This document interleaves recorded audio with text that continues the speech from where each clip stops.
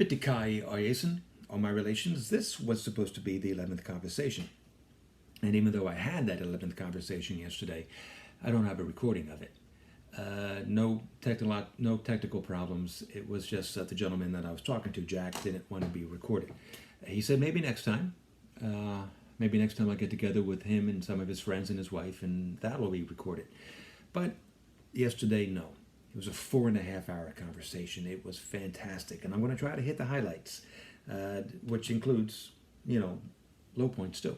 I'm going to try to summarize. I might be repeating myself. I may have to edit this video. I'm going to try to keep it within 15 minutes so it's actually palatable and watchable by you good folks. A few months ago, I met him because I did a radio interview, and as far as I know, the only radio interview about COVID. And as far as I know, the only thing that came of it was meeting him. He called me. I did the interview that afternoon, maybe around 12, and Jack called me around 9 at night. I was laying in bed reading, and he just said he liked what I had to say and the way that I said it, and he felt that he needed to make a connection. So we did. We kept up our conversations via phone over the ensuing months, and we kept talking about getting together. That finally happened. I went to his house in North Jersey yesterday, and we spoke. Jack was sitting on his front porch. He says that he spends much time on the front porch. It's kind of his man cave. My word. It's a closed porch, but lots of windows, lots of sunlight, lots of nice breeze coming through. Plus he had a fan. And we spoke. A little later, his wife came. His wife I had spoken to on the phone several times. And his wife was in and out, and she actually joined the conversation for a short time. But when I saw her get out of the car when she first arrived, a white woman. And later on, when she wasn't in the room, Jack said, well, what do you think her nationality is? And I said, Italian, Greek? And he said, no. I mean, is she black or white? And I said, well, if she's white. And he said, yeah. Does that surprise you? No. It didn't surprise me at all. Love is everywhere, and you take it where you can find it. Jack is a black man. He is a naval veteran. He's 75 years old. We didn't mention veteran of what, but I believe he saw combat in the Vietnam War. So he is a very intriguing man. He is a Trump supporter. Now, hear me out on this. He is also a believer in systemic racism, but he says that's the fault of the Democrat Party. He likes Trump's border policy, does not want immigrants, any immigrant, to just walk across the border and be afforded full citizenship and rights as an American citizen and take jobs away from Americans, specifically black Americans. And I've heard this from many black Americans, that the new darlings of the Democrat Party are immigrants, and that they will take jobs away from blacks, and they are the darlings because they will be the new voting bloc for the Democrat Party. I've heard this from quite a few people. So I heard it from Jack. He believes in a strong military. He does not see Trump as being racist, does not see Trump as being bigoted or prejudiced against non-whites in general and against blacks in particular. He said he just doesn't see it. He's a Trump supporter, and that the systemic racism is from the Democrats. The Democrats are the party of the three strike laws, the party of KKK, party of Jim Crow, party of slavery, and the pushback against freedom. Of course, everyone knows Abraham Lincoln was a Republican, but he says the party is in a switch. He says that the Democrats are just as, I forget the word he used, but just as against the blacks as and for themselves and for whites as ever. He absolutely does not like Kamala Harris. To use his word, she's a bullshitter, and that's all she ever does. I forget if he used the word socialist or communist. And he says that the election for the Democrats, the election is not about Biden. The election is about Kamala Harris and the Democrat Party. And Kamala Harris is not to be trusted. The Democrat Party is not to be trusted. So, Trump supporter believing in systemic racism. Now, about halfway into the conversation, he got me a piece of paper, a printout of something called the black norm. First time I had seen it, but I am certainly familiar with the concept behind it, and I would imagine many of you, mostly blacks, are familiar with this. The black norm is just a statement that white people have always kept the black person down, always have lied, always treated them badly, therefore they should not be trusted, therefore they should be treated badly. And by all means have a paranoia about white people. Keep the distance. And what I told him is, yeah, Jack, the whites, my ancestors, have done a horrible job of treating non-whites as people. And I use the word taught, that we've taught non-whites, taught blacks to hate, not just to hate whites, but to hate themselves. And he said that he didn't like the idea, he didn't like me using the word taught, because taught conveyed that willing relationship between teacher and student. So I backed off of that. I apologize for that word because I understood what he meant by it. So conditioned. We condition black folks and non-whites to not only be angry against the whites, but to think less of themselves and to self-loathe. And my contention, and you should know this by now, my contention is those days have passed. There are bad people in this nation who still have these really horrible views about culture and ethnicity and skin color. But man, oh man, oh man, are they in the minority. That is not systemic. The belief that it is systemic, the belief that there are so many people being held down by so many other people, and that being held down effectively so that the only rational recourse is rage, is not healthy. And I've said this many times, and I hope that you folks believe me.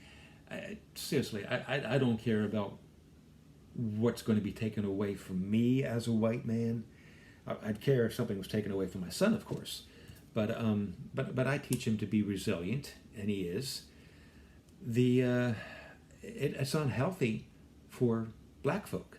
It's unhealthy for those people who believe it, because they are letting somebody else's definition of them be their definition.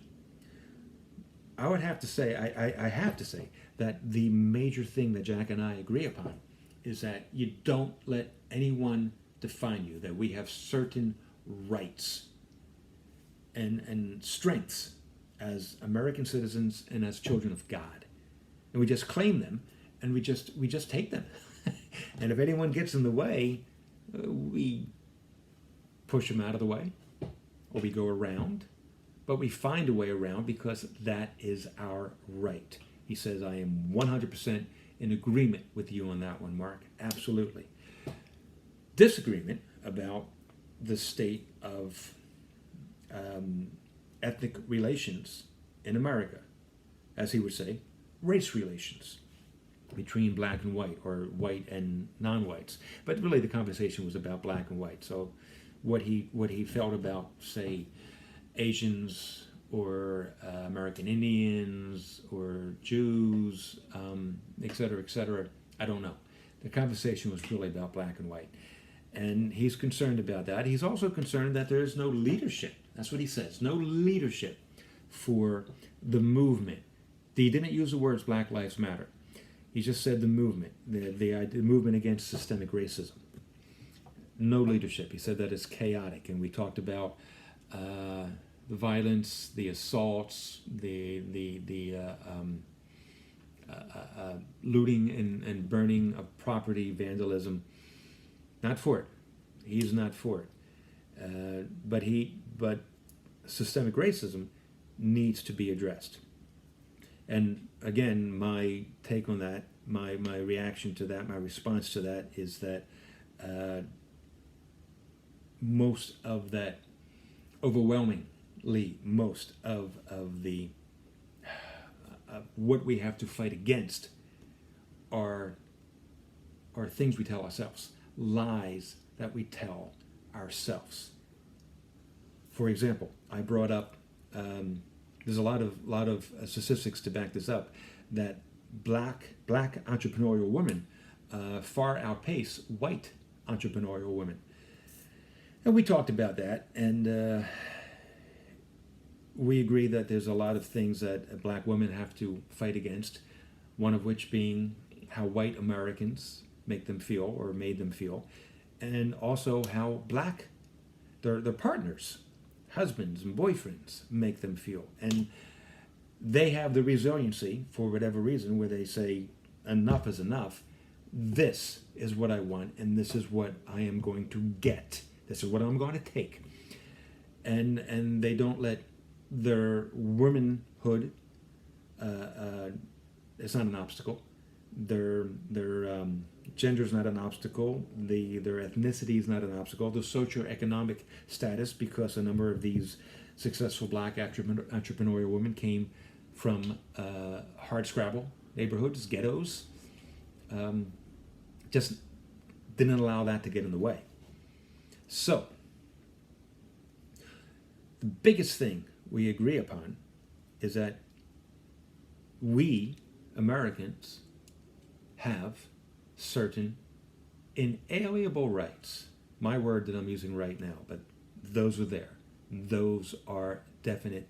Those are factual. And the best thing to do, anyone, is to simply claim them, live a life as if they actually do exist, because they do, and don't let anything get in the way. Biggest thing we disagree about is that the idea of systemic racism actually existing in this country right now. A number of things. There were so many things. I was driving back from his place. There were so many things that I said maybe I should pull off and make an audio recording of this on my phone. And I said, no, I remember it. And I'm cognizant of right now there are a number of things that I'm not remembering. There are a number of things that I really wanted to bring up, and bam, they're gone. Probably within minutes after ending this recording, I'll remember. But so one of the things that he likes to do when he gets really despondent about the state of affairs in America is he plays Marvin Gaye. He plays the album What's Going On from 1971. And yes, both of us know that that album was recorded in 1971. Marvin is one of the originators. And specifically, he plays that song, but he plays the entire album. He did that for me.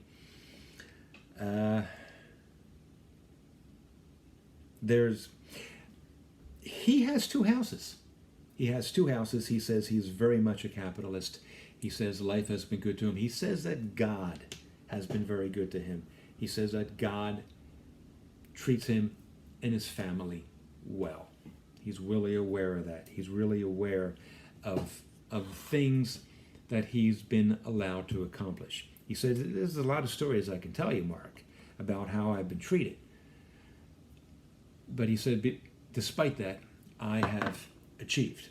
Which any person, black or white or Asian or what have you, will tell you the same story if they have achieved much. If they have achieved, and the much could be physically, business-wise, spiritually, acquisitions, etc., they will tell you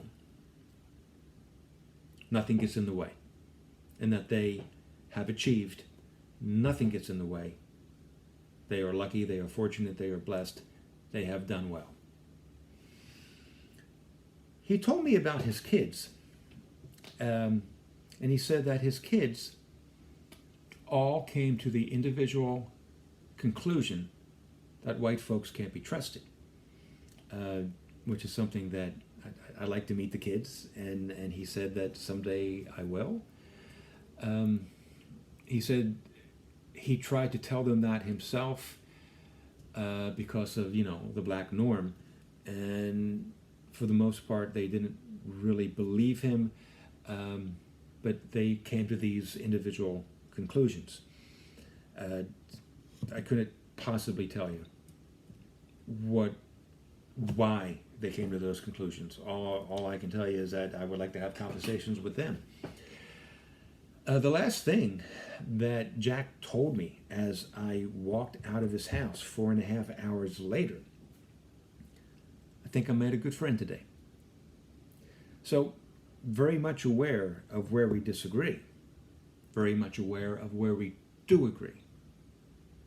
He asked me several times, so how do we find a solution? And I think you should know my answer. The answer is we do this. We have these conversations because everybody had these threads of commonality. Everybody has something that the other person's going to respect. Everybody. So we sit down and we talk and we find a solution. Now, at this point, anybody of influence really listening to me, to us? I guess not. Doesn't mean I'm going to stop, because the world could descend to chaos around us. But as long as we're doing okay and we're making a difference in our communities, however small they may be, then there is hope. Then there is love. Then there is trust. Then there is something to build upon. Then there is faith. Did I mention this? He said that, yeah, I mentioned it, that the movement, right? No leadership. So the leadership has to be from us. And if they're not going to listen to us, we don't need to be part of that.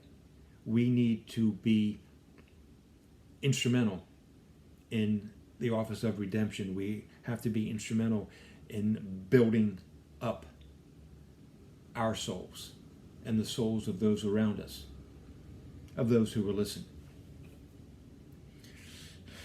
He and his wife have the most beautiful house. It's so well done. The color schemes of each room are amazing. They just look such character, and they're so lived in, and each one has like a different theme. Like the dining room had this large oak table and an upright piano next to it, and the kitchen looks like something out of the 1950s, like if you were to walk into one of those 50s themed restaurants, but not a restaurant, and not that big, just a small vivid red and white kitchen, just gorgeous, and the living room with the desk there and all these photos on the walls of musicians that he admires and of his family. Nice place. It's just, that was one of the highlights of this year thus far. Just a fantastic experience, a fantastic interaction. We had some things that we really bonded. I would say that we even bonded on the things that we disagreed, on which we disagreed, because we had laid the groundwork of bounding, period. We had laid the groundwork of the groundwork, the foundational groundwork. We laid the foundational groundwork of two people, two souls joining, despite any differences, because that's what life is about. That's what life should be about. You start eliminating relationships and connections because of differences. I'm telling you, your life is going to get awfully small. And there's going to be a lot of reason for despondency and anger. So whatever we talked about that I was able to remember that I am telling you about right now, and whatever I forgot that I'm not talking about, I'm pretty sure I got the essence of it, and I'm looking at We're coming up on 20 minutes right now. So I hope you got something out of this. This is open to all of you. I am open to all of you. I have hope. I have belief. I have trust. Folks, I want to make this clear. Open your eyes. Open your souls. Find out what's happening in this nation. Find out who is not telling you the truth, who is manipulating you, who's trying to manipulate you. Search the truth on your own and live for truth and justice. Live for each other. Live for love. So, peace. 4 fingers. I'll talk to you soon. Bye.